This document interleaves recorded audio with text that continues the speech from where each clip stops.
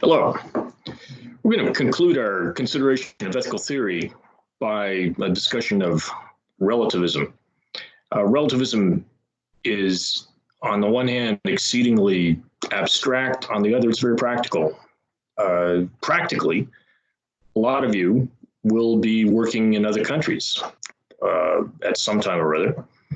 What do you do when you encounter the rules, the moral rules of another society?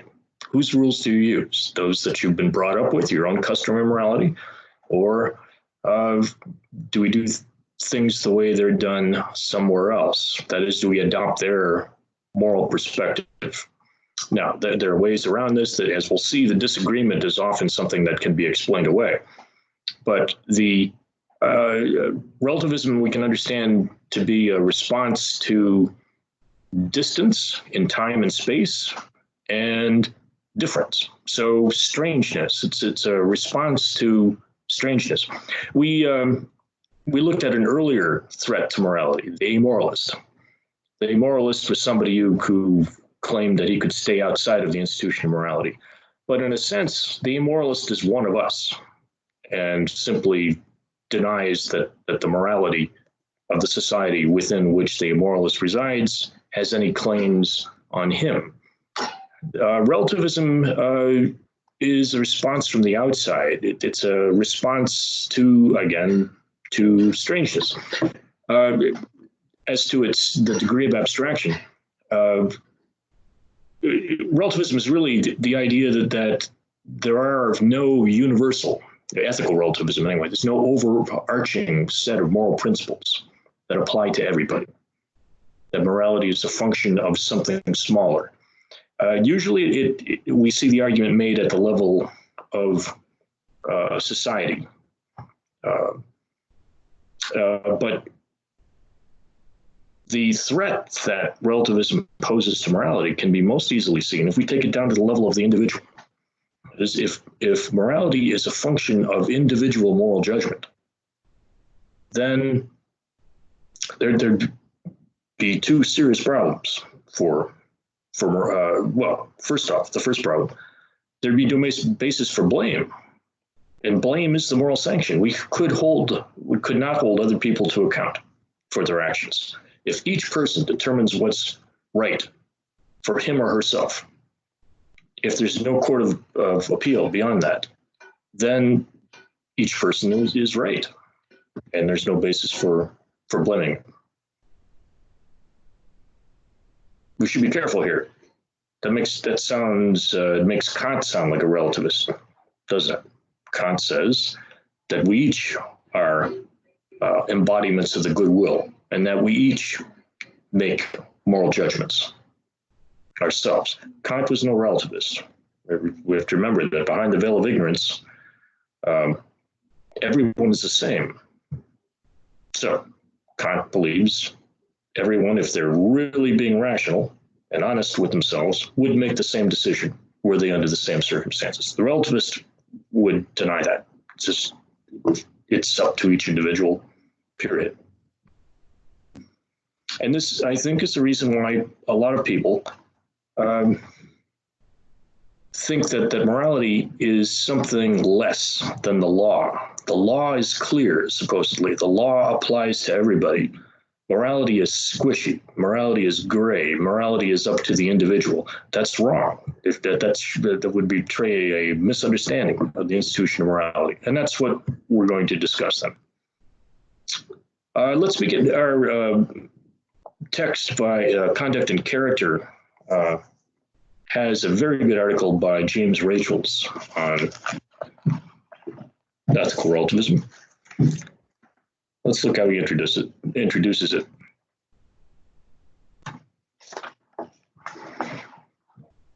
He's borrowing from Herodotus, the Greek historian. Darius, a king of ancient Persia, was intrigued by the variety of cultures he encountered in his travels. He had found, for example, that the Calacians, a tribe of people from India, customarily ate the bodies of their dead fathers. The Greeks, of course, did not do that. The Greeks practiced cremation and regarded the funeral pyre as the natural and fitting way to dispose of the dead. Darius thought that a sophisticated understanding of the world must include an appreciation of such differences between cultures. One day, to teach this lesson, he summoned some Greeks who happened to be present at his court and asked them what they would take to eat the bodies of their dead fathers. They were shocked, as Darius knew they would be, and replied that no amount of money could persuade them to do such a thing. Then Darius called in some Galatians, and while the Greeks listened, asked them what they would take to burn their dead fathers' bodies. The Galatians were horrified and told Darius not even to mention such a dreadful thing. Different cultures have different moral codes. That is a fact. So relativism at the level of cultures, cultural relativism, is a theory in anthropology, cultural anthropology. And that's not surprising at all, of course.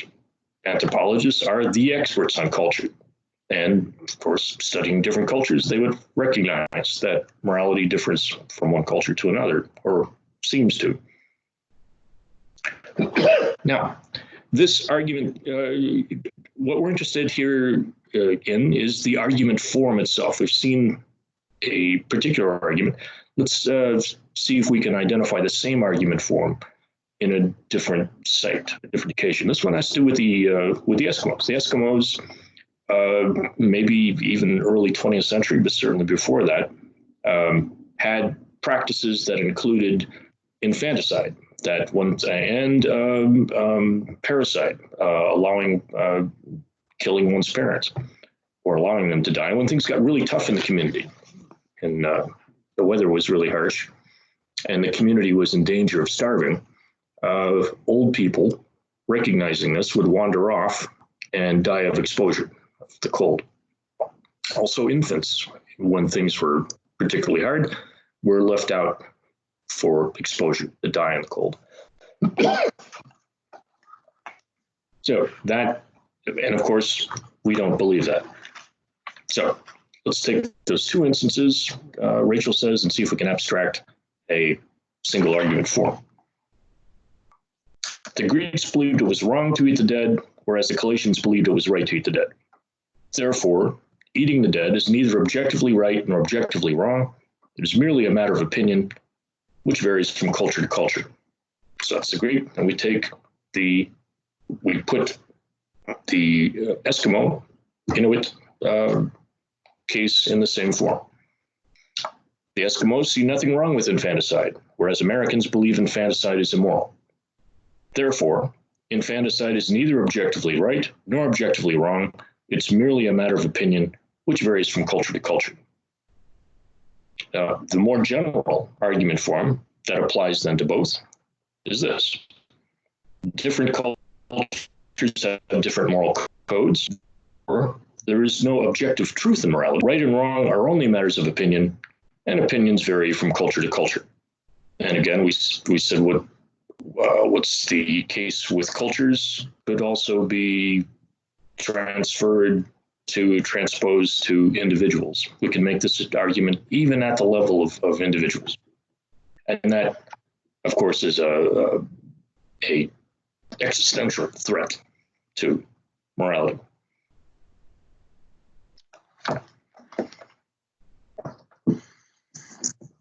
So the relativist is responding to the extent of disagreement. Of course, if it's at the level of entire cultures, you have enormous disagreement between one culture and another, but just observing differences among individuals. Why would we think that morality may be a matter of individual opinion? Well, just for sociological reasons, social fragmentation. We don't have stable communities as we once did. And if you think I used the example before, it used to be that if you see the neighbor's kid tormenting a cat, you could go out and swat him and your neighbor would thank you for it. No one would think of doing that anymore. So who am I to correct my neighbor's child? You know, my neighbor has a different way of raising his children, perhaps. So that's a fairly common view. But remember that the problems that morality poses, that relativism poses for morality, is first, there's no basis for blame, and that undermines morality entirely, because the sanction in morality, comparable to punishment under the law, is blame. than morality. We've seen that already. And second, at the level of entire societies, it would make moral progress highly unlikely, Rachel says. We think, for example, that we're better without slavery, that slavery was morally wrong. We, as a society, have progressed morally since then. That would not be possible if relativism were true, or highly unlikely anyway. You could have no moral prophets, nobody who could lead the way in moral progress, because by definition, any aberrant point of view would be wrong. A society, if there would be moral progress, if we would call it that, would have to collectively change their minds simultaneously.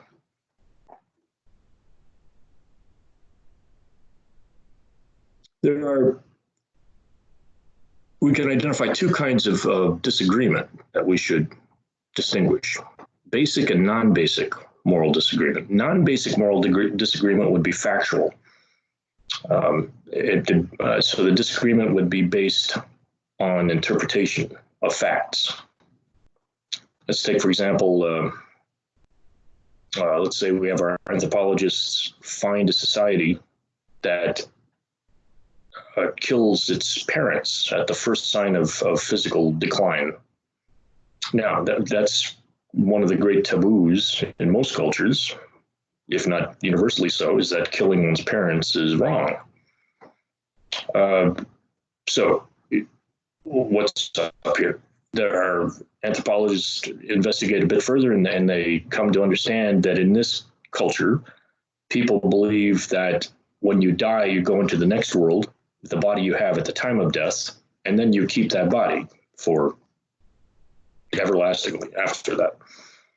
And our anthropologists then understand that, all right, so these people are not malicious against they're acting maliciously against their parents. They actually believe they're doing their parents a favor by sending them into the next world with a relatively good body.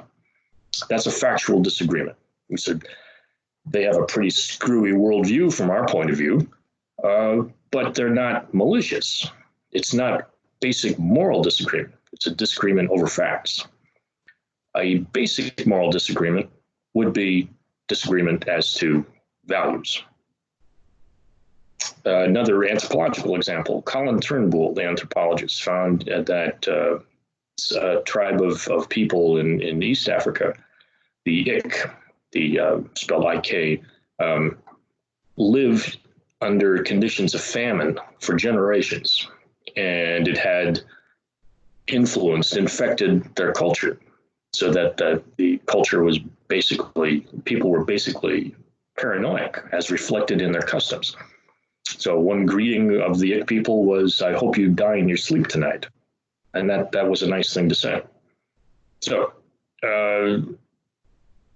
possibly, unlikely, but it's possibly that an entire culture could be morally corrupt. So it's not logically impossible. The relativist, we should notice that how abstract relativism is.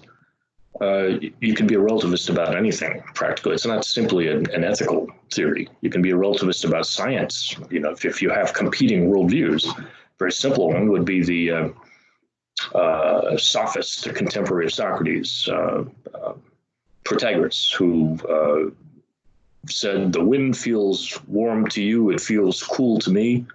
Temperature must be relative to the observer rather than an objective condition." Relativism has the appearance, its attraction is that it has the appearance of sophistication. Our immediate reactions, our reactions are immediate. Most of morality, we said, is customary morality, and that is internalized and an immediate reaction. To be a relativist, you have to be able to back off from your initial reactions and try to see things dispassionately. That sounds good, doesn't it? So that's what morality requires of us, is to be dispassionate, to be fair-minded, to be able to back off from your initial reaction and judge things fairly.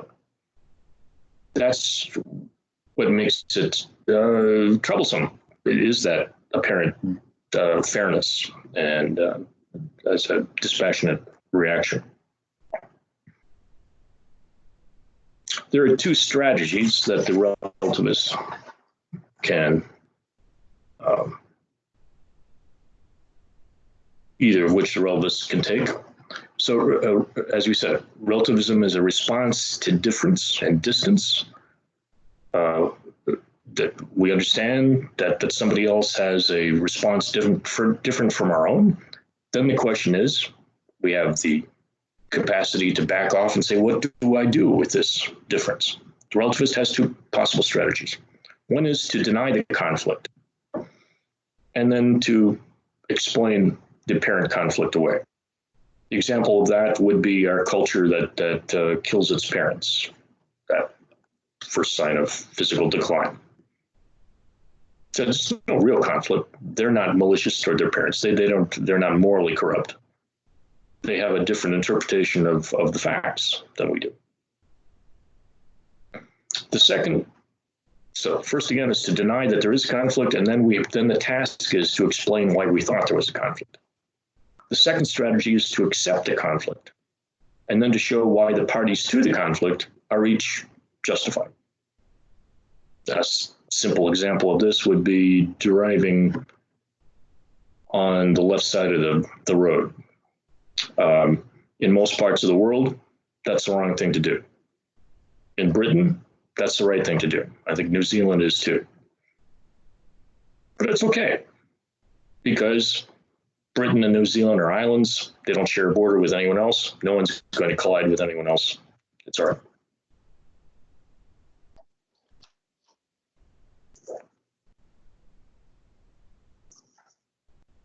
Now, we've noticed the challenge that relativism poses to morality, if we could take it down particularly to the level of the individual.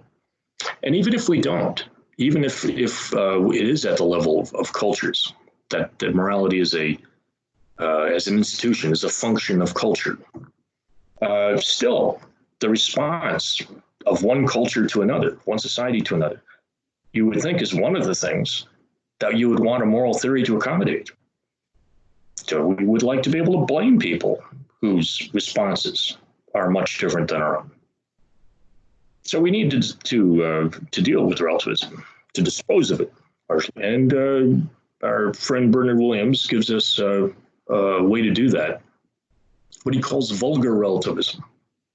Vulgar relativism is an argument form. As we looked at argument forms with Rachel's examples, vulgar relativism is an argument form which Williams believes that many relativist positions can be stated in terms of. So here's the argument. And this is in the PowerPoint slides for this lecture. So right, first premise, there's two premises and a conclusion. First premise, right, the word right, and by parity reasoning, wrong, good, bad, any evaluative term, means right for a given society, or wrong for a given society, or good or bad, and so on. Once again, right means right for a given society. And we take that second premise, right for a given society is to be understood in a functionalist sense. I'll explain that in a minute. Therefore, it is wrong to judge, criticize, condemn, etc., the actions of a different society.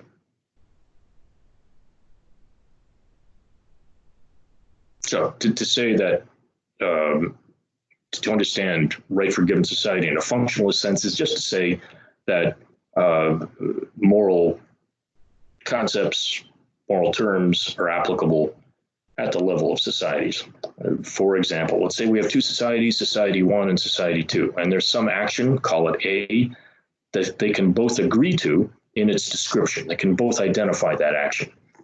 In Society 1, action A is right, or permissible anyway. In Society 2, action A is wrong. So if we would ask, is A right or wrong? And we have only, let's say we have a world that has just those two societies, then the relativist would answer what? We can't answer. We need to know where you are, which society you're in. The question can't be answered independently of the rules of some society or other. That's what the relativist argument is. All right, so what's wrong with this argument? What makes it vulgar? That right means right for a given society. Right for given society is to be understood functionally. Therefore, it's wrong to judge the actions of another society. The argument is inconsistent. That is, it's impossible to make all three of those statements in the argument, the two premises and the conclusion, true at the same time, true under the same assignment of truth conditions to it. It would be like saying, today is Tuesday and today is Wednesday. Those are inconsistent. They can't be true at the same time. Why is it? Why are they inconsistent? Notice in conclusion. The premises are saying that evaluative language, right and wrong, are relative to some society or other. How is wrong being used in the conclusion? It is wrong to judge the actions of a society different from your own. Is it being used relativistically or absolutely? Absolutely, isn't it? It is wrong, period. It's not making reference to any given society. So what relativists want from us, the relativist response to difference is to be tolerant. They want us to be able to stand back and look dispassionately at. So it's as if we have society one and society two, and there would be some mid-air position that we could occupy, and then look at these two and say, well, they're each right. The problem is there is no mid-air position.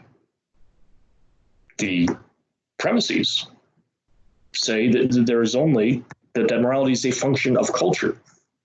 You can't back off of culture, given the terms that the relativist gives us. Hence, the argument is inconsistent. It's using wrong, in this case, in both a relativistic and absolute way. And to the extent, then, that a relativist position can be cast in terms of this argument form, vulgar relativism, the argument is confused. It can never establish its conclusion. It's the relativistic conclusion.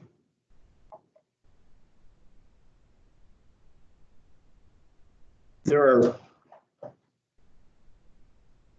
aspects of morality which resist relativism, too, that we've discussed already. One would be internalization. That is, that most of morality is customary morality. It works by our having internalized it. So those responses are immediate. Williams gives us the example of Hernando Cortez, the 16th century Spanish explorer who conquered most of Central America. They had to give Cortez, had to empty the prisons practically to give him an army of cutthroats and yahoos, went over to Mexico in particular, other parts of Central America, and decimated the population, the Aztec population. Now, the Aztecs had a very sophisticated culture, but they practiced human sacrifice. Cortez and his men saw this and were horrified, which betrayed their true feelings, which is contrary to what they had said. They slaughtered all of these people in Central America, claiming that they were subhuman, but they were horrified in seeing human sacrifice, which would betray that their feelings that these indeed were human beings. You can't turn that off, the internalization. And the second aspect of morality is universalization, that if an action is right for me, it is right for any similar person performing a similar action under similar circumstances. And that means everywhere.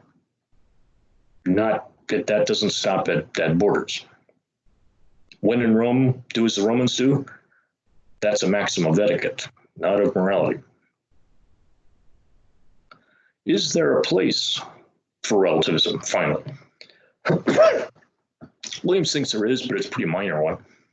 He distinguishes between two forms of confrontation, real confrontation and notional confrontation. A real confrontation is a situation where you can can imagine going over to the other side, seeing things from the other side's point of view. You may judge that the other side is wrong, but you can imagine being one of them. A notional confrontation is one where the other side is so weird that you can't imagine being one of them. And if you were one of them, you would lose your grip on reality. An example of this might have been many years ago, National Geographic hired an explorer to go down to South America, to the Amazon region, where there were reports of a tribe of people whose shaman, or maybe multiple shamans, could communicate telepathically. So they wanted this explorer to go down there and check this out. He did, and he was gone a long time. People figured he'd been eaten by a crocodile or something, but he came back and he reported it in. He said, yes, indeed, he found the tribe and he had communicated telepathically with the shaman. And they said, get out of here. They didn't believe him. It says they couldn't see that. They couldn't see the possibility of that. That would be something like a notional confrontation. There are very few possibilities for such confrontations any longer. That the world is a much smaller place than it ever has been in the past. There are very few in the way of exotic cultures. Maybe an attitude toward, we've already seen this with history. Maybe it's very difficult to see the world through the eyes of people in the past. Maybe there's no point to criticizing them from a moral point of view, except for our own self-satisfaction. Or characters in literature. There's no point in judging them because they're merely emblems of one thing or another. But apart from that, we can judge. We have to judge. That's what morality is about. So to the extent that any relativist position can be cast in the terms of vulgar relativism, it's confused and the argument fails.